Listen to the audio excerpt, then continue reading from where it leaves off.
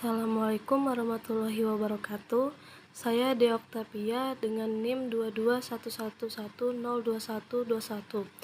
Di sini saya akan menjelaskan tentang rekonstruksionalisme dalam aliran filsafat pendidikan. Langsung saja, yang pertama, pengertian rekonstruksionalisme. Kata rekonstruksionalisme dalam bahasa Inggris yaitu reconstruct, yang berarti menyusun kembali.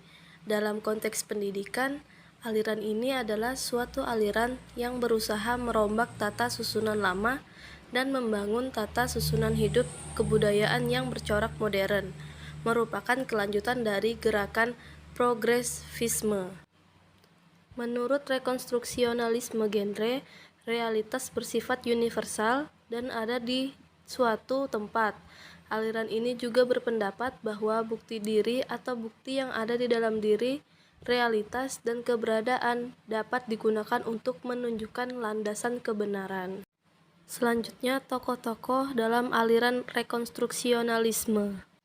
Yang pertama yaitu Muhammad Iqbal. Menurut Muhammad Iqbal, pendiri rekonstruksionalisme Islam, sifat manusia adalah segala kekuatan diri yang akan menentukan siapa saja. Jika ego manusia berkembang dengan baik, keberadaannya akan diakui sebagai bagian integral dari masyarakat dan dunia.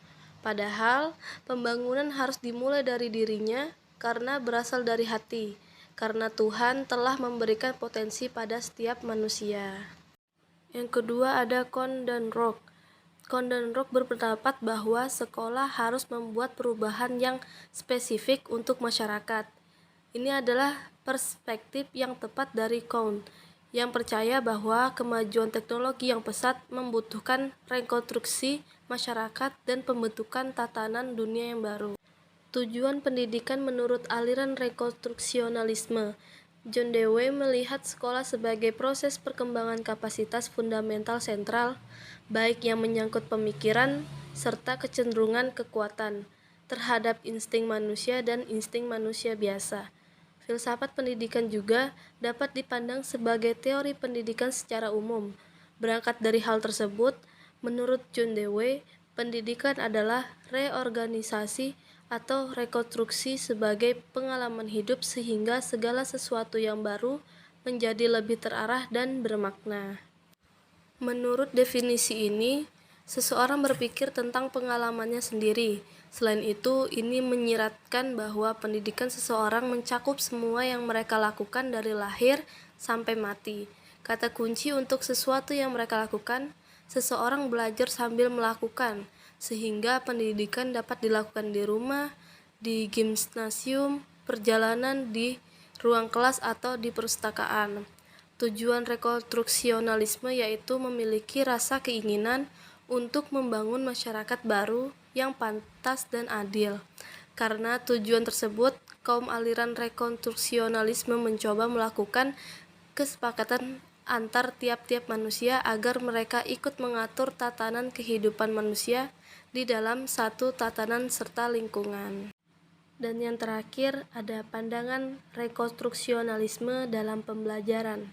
Pandangan aliran filsafat pendidikan rekonstruksionalisme bermaksudkan terhadap pendidikan yaitu pertama, kita harus mengetahui pengertian dari filsafat, yang mana filsafat merupakan induk dari segala ilmu yang mencakup ilmu-ilmu khusus. Pandangan rekonstruksionalisme dalam pembelajaran meningkatkan kesadaran siswa mengenai problematika dalam hal sosial, politik, dan ekonomi yang dihadapi oleh manusia secara global, dan membentuk dan membekali mereka dengan kemampuan-kemampuan dasar agar bisa menyelesaikan persoalan-persoalan tersebut. Aliran rekonstruksionalisme berkeyakinan bahwa tugas menyelamatkan dunia merupakan tugas semua umat manusia atau bangsa. Kemudian aliran ini memiliki persepsi bahwa masa depan suatu bangsa merupakan suatu dunia yang diatur, diperintah oleh rakyat secara demokratis dan bukan dunia yang dikuasai oleh golongan tertentu. Dan juga kurikulum dan metode pendidikan menurut rekonstruksionalisme haruslah mencakup muatan sosial, politik, dan ekonomi yang sedang dihadapi oleh masyarakat, termasuk juga masalah-masalah pribadi yang dihadapi oleh siswanya.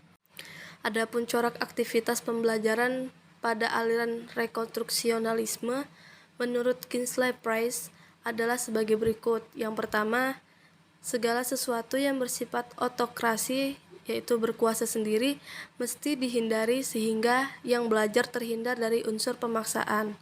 Dan yang kedua, guru mesti dapat meyakinkan subjek didiknya akan kemampuannya dalam memecahkan masalah, sehingga masalah yang ada dalam subjek matres dapat diatasi. Dan yang ketiga, untuk menumbuh kembangkan keinginan belajar peserta didik, seorang guru mesti mampu mengenali setiap diri peserta didik secara individu. Sekian penjelasan tentang rekonstruksionalisme. Kurang lebihnya saya minta maaf. Sekian dari saya, terima kasih. Wassalamualaikum warahmatullahi wabarakatuh.